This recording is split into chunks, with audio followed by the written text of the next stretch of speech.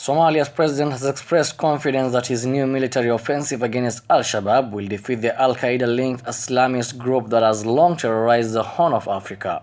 Government forces have been gaining ground against the militants since August after launching the most significant Somali-led campaign against Al Shabaab since the jihadis began their terror campaign 15 years ago. Territorial gains, mostly in central Somalia, have been backed by a financial crackdown that has led to the freezing of hundreds of banks and mobile money accounts holding a couple of $1 million combined, and a drive convinced Somali clerics to condemn Al-Shabaab as anti-Islamic. The Al-Shabaab offensive, which is backed by the US, Turkey and the African Union and others, comes as Somalia, a country of 17 million people, is crippled by its worst drought in decades. This has fueled a humanitarian emergency and a food crisis for more than a third of its population, with millions on the verge of famine. This disaster has partly driven what one diplomat in Mogadishu called the insurgency within an insurgency, as communities once under Al-Shabaab's control rise up against them.